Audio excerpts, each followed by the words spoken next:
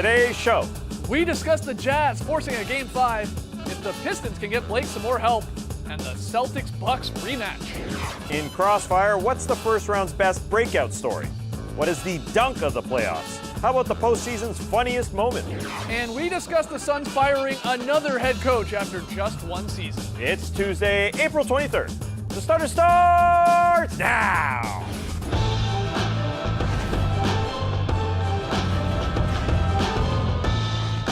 Good evening, sweet world, and welcome to The Starters, presented by Jack Daniel's Old No. 7 and Tennessee Honey. I'm J.E. Skeets, alongside me as always, Tass Mellis. We got the Aussie Lee Ellis. And over yonder, that's the bearded one. That's Trey Kirby. Hey-yo! Hey-yo! Trey, what's up tonight? Well, I'm here at the internet looking for your best tweets at hashtag The Starters. And guys, the Bucks finished off their sweep of the Pistons last night. That's great for them. But a 1 seed beating an 8 isn't huge news, except for the fact that the series win was Milwaukee's first since 2001, when Ray Allen, Glenn Big Dog Robinson, and Sam Cassell led the Bucks to the conference finals with series wins over the Magic and Hornets. Now, 18 years is a long time to go without winning a playoff series, and it brings us to today's question. What are some things you miss from 2001? For instance, for me, it's got to be frosted tips, puka shell necklaces, and Abercrombie & Fitch, all of which I wore at the same time during my senior year of high school. You can see why I won best hair back then, but we want to hear from you. So let us know on Twitter, what are some things you miss from 2001? Send them to us at hashtag The Starters. We'll hear from you later. All right, get those tweets in. On tonight's show, Lee and I are going to step into the crossfire. We'll talk about those Phoenix Suns. We got a very solid play, but let's start with a little true or false. Playoffs edition. TK, take it away.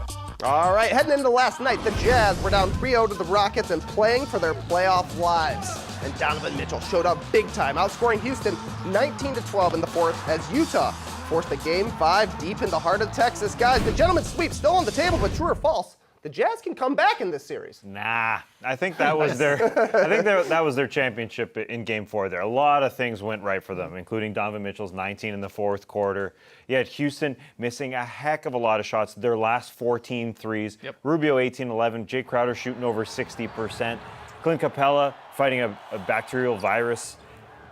And the Rockets probably are happy that they got this quarter out of their systems before they go face the Golden State Warriors, because if you recall, they had that 7 of 44 performance in Game 7 against the Warriors in the Western Conference Finals Game 7. So that's probably good for them, but a lot of stuff had to happen on Utah's floor. I think the Rockets finished this off on Wednesday. Yeah, but let's look at the Jazz's last two games. They won last night, and they could have won over the weekend as well. That Game 3 is a huge what if. Exactly. Now. It could be 2-2, and momentum is important in these things. The Jazz know they played two stinkers in Houston, so surely they're not going to play another terrible game, Game 5. They know they've got some things going. They know that, for example, Rudy Gobert sat on the bench most of that fourth quarter last night, and you know what? That's not a bad thing. Quinn Snyder, you just got to win a game, win a series, whatever it takes. If that means that one of your best players sits out, that's fine. Right. You know, so go out there and try to do things that work. The Jazz shot terribly in Houston. They only need to clear that up a little bit. Yeah. And maybe they're a chance here. And again, if Houston does go a little bit cold, which we know they have done in the playoffs, then there's no reason why the Jazz can't put themselves in a position to at least extend this series, because they're a better team than what we've seen through the first two games of this series. So there's a chance, though unlikely. It's never happened. Never happened in NBA history before, where a team's been down 0-3 in a best-of-7 series and come back and win 4 straight. Now, a couple teams have gotten it to 7. Yep. Which is crazy as it is, just to win 3 straight after being down 0-3, but all 3 of them ultimately still lost that Game 7. I don't see it happening. It is a huge what if, that Game 3. If Mitchell hits that 3 at the end, maybe it goes to overtime, they pull out the win, and then it's a 2-2 series. And then, yeah, sure, you could talk yourself into anything could happen in a best-of-3 between these two teams, but I don't see the Rockets, for at least in 3 more chances here, going ice cold from the field, because it's not really Harden to me or even Chris Paul. It's the other guys. It is your Eric Gordons. It's your Daniel Houses and your Gerald Greens who stunk it up in Game 4. I just don't see that happening 3 more times in order for the Jazz to get a win every single time. But yeah, it's tough. I thought we all think this series was going to be a lot closer, and maybe it still will. I mean, you say it could go back to Utah for a Game 6, but I'm with you here, Tass. I think this ends in Game 5, and it's a little shocking because I thought it would go a lot longer. But the Rockets been a pretty solid team. A couple of cool things for the Jazz that have worked out. Derek Favors, fourth quarter minutes, and Jay Crowder into the starting lineup for Derek Favors. Yeah. Derek Favors just finished the game well.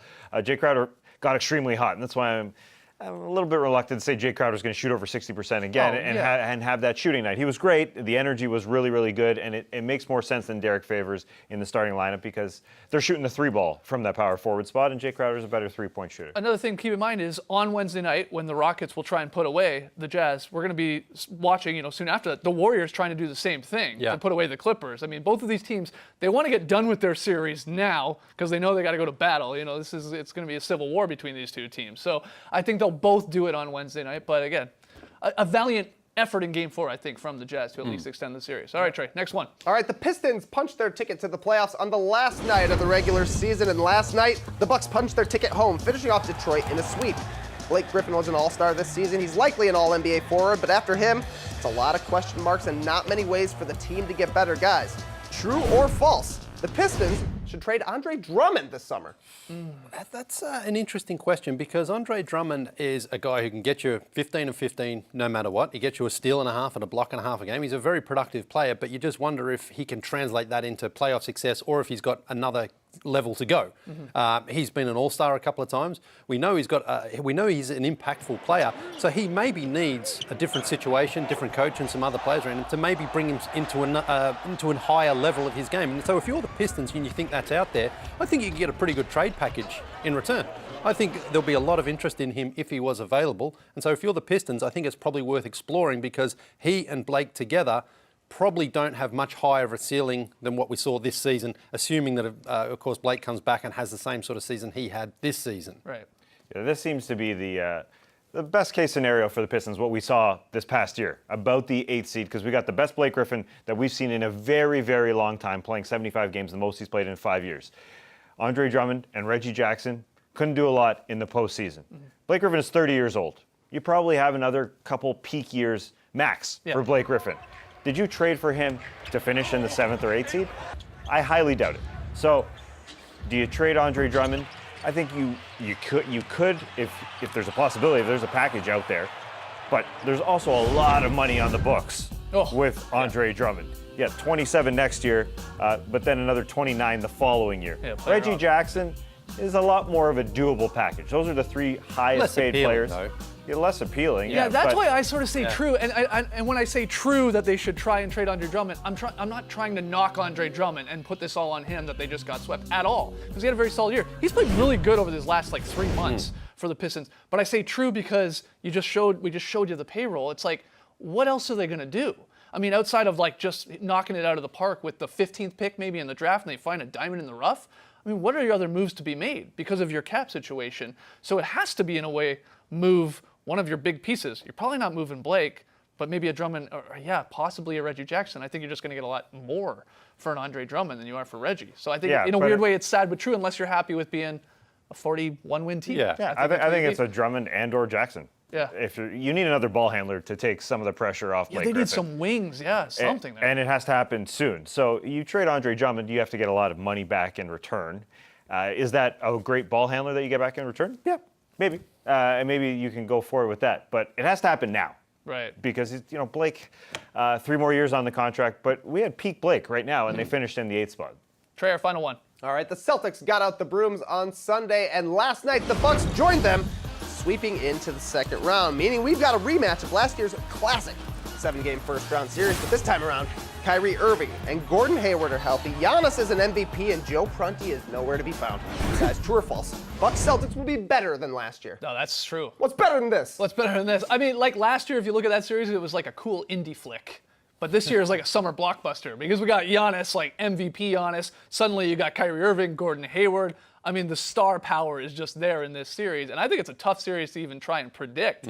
I could talk myself into both of these teams ultimately winning 4 games out of 7. So I'm very excited. But yeah, this is going to be more exciting, even though it went the distance last year. And it was cool to see the Bucks try and get out of the first round. They didn't, of course. But this is going to be better because the Celtics looked pretty solid against the Pacers. The Bucks just killed the Pistons.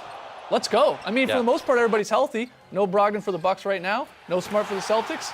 Seems pretty This fair. is a real Let's challenge go. for Giannis too. I mean, he won his first playoff series against Detroit, but okay, let's put that behind us. This is a real test. Yeah. And this will really show how much he's grown, how much he's developed, and how well Coach Budenholz's system works in the playoffs, because we know what they like to do. Get Giannis there so he can bully his way into the paint, and if that's not an option, he can fire it out to three-point shooters. But will the Celtics be able to defend that? Because they're very good at defending the three-point shot. So that's going to be a great a tactical battle to look at. But also for the Celtics, Kyrie wasn't there last year, and he wants to show that he can carry this team. He's a fantastic playoff performer, and this is his opportunity to show it against the number 1 ranked Milwaukee Bucks. I think what's going to happen is what's key in this series is if one of these teams can win on the road. I think that is what could really switch this series, because last season each home team won. Yeah. This year, though, Milwaukee has home court advantage. So I'm looking for that to see if Boston can maybe get a steal one of those first 2 games and then sort of wrestle momentum away from the Bucks. Well, the answer to this question is yeah. Giannis Antetokounmpo has grown into an MVP, and Kyrie Irving wasn't there last year. 2 of the best players have grown and returned. So maybe we just didn't want to do a preview until later in the week. Well, so we got to just threw save our this prediction. question Yeah, out we got there. to save our prediction. The Bucks are Pat. taking it. These 2 teams aren't going to start playing until maybe the weekend. I mean, Yeah, it's going it's to be the a long weekend, right. time here. Yeah. So we got to stretch it out a little bit here. But we're very excited, obviously. We're also excited for the rest of the show. We got lots still to talk about when we come back. Oh, Lee and I step into the crossfire. We're wearing basically the same shirt. Do I have shorts on? Find out after the break. I think this one's a linen.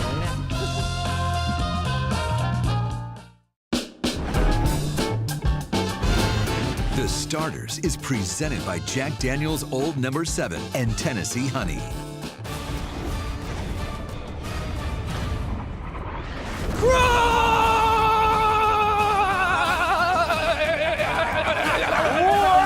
Welcome to Crossfire, the champ and the challenger will go head-to-head for 3 rounds of questions at the end of it all, declare a winner, and they will pose with this beautiful bell. It's all playoff themed here. Round 1. Guys, those playoff lights can be oh so bright, but not every youngster melts under the glare of the postseason's glare.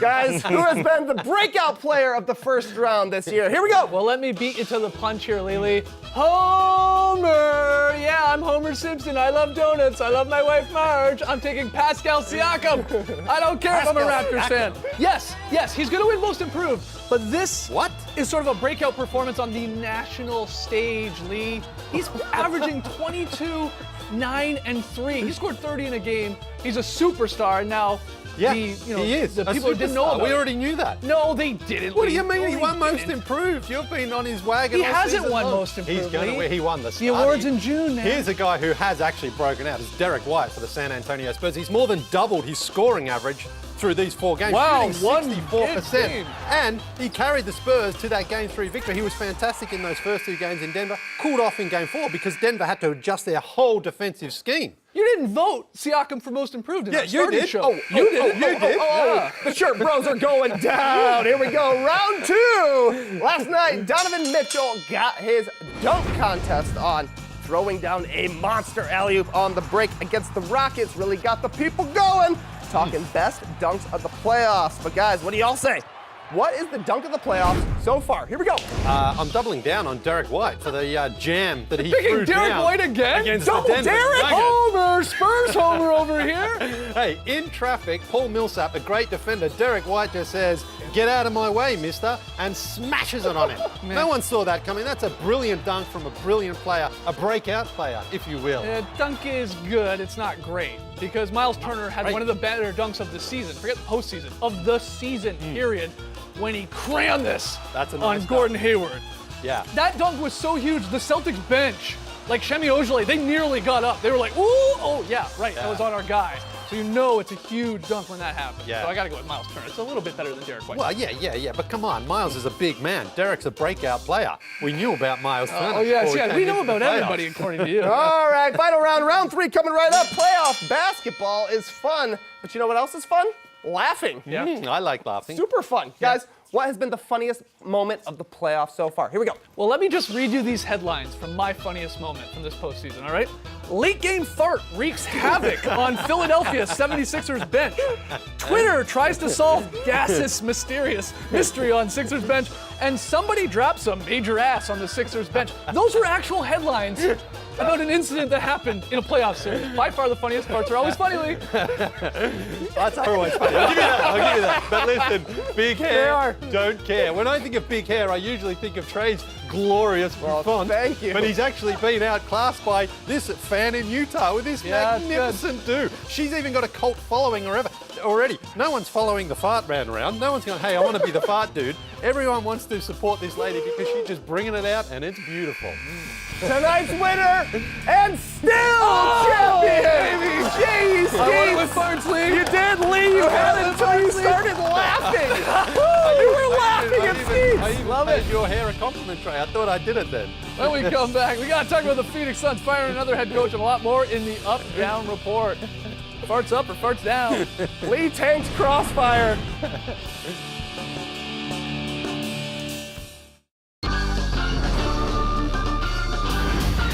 Into the up-down report, let's see those thumbs on Twitter. Hashtag the starters, thumbs up or thumbs down. First one, the Phoenix Suns fired head coach Igor Kokoshkov late on Monday night because that's just what they do. According to Woj, the timing on Igor's dismissal was partly rooted in the Suns' desire to compete against the Lakers in pursuit of 76ers assistant coach Monty Williams. The Suns' next coach will be their 7th in an 8-season span, guys. Are you up or down on the Suns firing Kokoshkov? Yeah, in 5 years for Devin Booker. So what? Happy. Yeah, because if they didn't fire him, it would maybe symbolize that the organization is actually getting a little bit stable and making some smart decisions. By firing him, it just makes sure that we know this is a crazy, disorganized... Right, still the Suns. Yeah, and it's also good for Igor because he gets out of there and with his reputation intact, and he'll get a chance to go somewhere else and coach. There's no doubt he'll pick up another head coaching job at some point. He may have to return to an assistant role to start with, but I think most people felt he's been unjustly served here in Phoenix, and people will want to take him on. He's highly regarded in the NBA world. Yeah. For everything you said is exactly why Tass and I are down. Stick to a plan, Suns. It wouldn't be that hard to at least keep a guy around for 2 seasons. Maybe you pick up a point guard in the summer, and then you can put forward a little bit more professional team going into next season. Clearly, it's going to be the job for another coach, though. It's so sad. I'm sure that he thought going in after having 5 years as an assistant with the Phoenix Suns previously that maybe he'd get a chance, but it's business as usual for the Phoenix Suns. And that's that. I wonder how many coaches they're actually paying then right now. That's a great point. Well, there's a reason that they continuously hire coaches with no experience because they're cheap. Over and over, those coaches that they fired, they're all first-year coaches. Right. So you're maybe excited about the idea of them trying to get at least Monty Williams, who has some coaching experience. That's right. Well, regardless of the future, this stinks. Yeah. For Kokoshkov. He didn't get a shot. You'd think that he'd get a chance to coach up a young team. As Trey mentioned, no point guard, extremely young. Just give him a shot. All right, next one, guys. Moving on. On Sunday, the NBA announced that the Nets GM, Sean Marks, was suspended 1 game without pay and fined $25,000 for entering the off-limits referee's locker room following Game 4 in Brooklyn. He was not happy. And that wasn't the only punishment the NBA handed out to the Net front office. Nets owner Joe Tsai was also fined $35,000 on Monday night for this tweet where he supported Mark's decision to storm into the referee's locker room and give him a piece of their mind. So, guys, are you up or down here on the actions of the Nets front office? Thumbs up or thumbs down? Yeah, thumbs up. big thumbs. Why? It does kind of set a bad precedent to go barging into the referee's locker room. First of all, get some security and don't let anyone barge in there. I think that's important. It sets a bad precedent. However, I think it's good for the team in general. Sure. Jared Allen, the Nets center, said, hey, this is great for us. It just shows that we're all on the same page, that we're not sort of separate parts within the organization. I liken it to Masai Ujiri before they played the Brooklyn Nets a few years ago, going up in Jurassic Park there in front of all the fans and yelling, F Brooklyn! Well, one of the... That backfired. But It did backfire. And hey, Sean Marks probably knows. Too. Yeah, they're not winning. One of the reasons he protested was a foul call late that was actually overturned as well. Yeah. So he was actually right in his protest. So he should get his money refunded, really, for that. He should, because if you're protesting a call and then that call turns out to be wrong, you should. But I think it's obviously, as you mentioned there, you don't really want a general manager just barging in the door like that and confronting referees. There is a way to do it a little more politely. But you like tasks like him going to bat for his For sure. team. Yeah. I think it sends a good message to his players, I guess. Everyone's there together on the same page. And it's better to have your GM suspended for a playoff game than to have one of your players suspended for a playoff game. Not to mention Joe Tsai's worth $10 billion, literally $10 billion.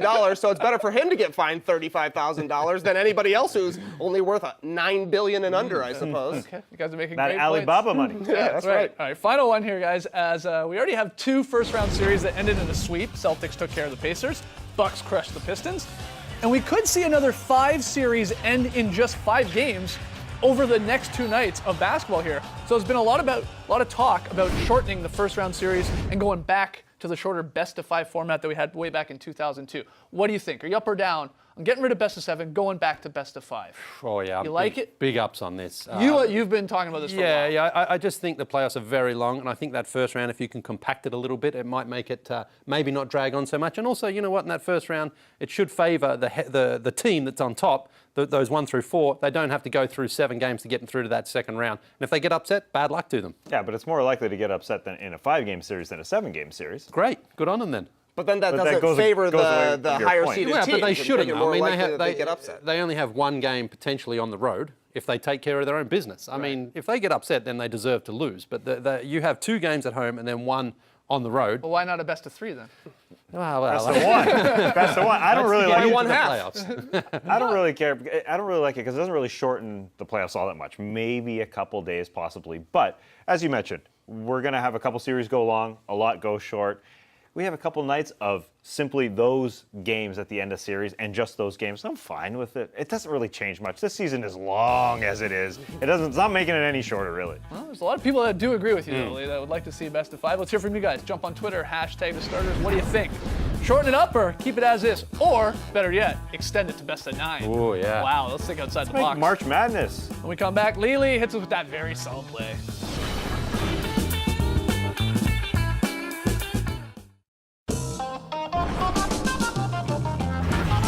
40 games in 40 nights. 40 games in 40 nights. 4 games on tonight, guys. We got a doubleheader on NBA TV. Magic and Raptors, Game 5. Spurs and Nuggets, Game 5. That series tied at 2 games apiece.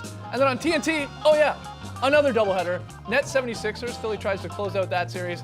And the Blazers in the nightcap game trying to take care of the Thunder and end that series. A lot of good basketball on tonight, NBA TV and TNT. All right, we asked you, what are things you missed from 2001?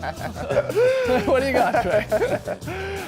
Some good answers. Matthew says LFO, Snarky and 1 t-shirts at Peak Sammy Sosa. It was a good time, no doubt. Got a lot of answers for Allen Iverson stepping over Ty Lue, but my favorite answer, very surprising, came up more than once. Shrek's opening weekend. Wow. People love Shrek. Yeah, Great movie. it's a good movie. All right, Lily, VSP. Yeah, going to Detroit. It's a pretty tidy one here from the Milwaukee Bucks. And now it does end in a dunk, but it's a beautiful play. 4 involved, nice finish. That's what I call a very solid play. There are some 4s involved here. The 44th wedgie of the Yes, season. you gotta believe. Marv Albert and Chris Webber take it away. This is House. Oh, a wedgie. I know the starters are going to love that. Shot by number 4 in the corner there, Mr. House, giving us 44. We're going to get to 50? Nah. Why? But it's been a great ride. You have been doubting it for weeks. I'm a now. numbers man. It's not going to happen. Doubting it for weeks. All right, Drop Podcast. We recorded it this morning. It's up, available to download. Go give that a listen. That's it for us tonight. We'll see you tomorrow. Thanks for joining us. And remember, the best part of 2001, Fenway Park, the Green Monster had no ads on it. Race tonight, people. Enjoy the games.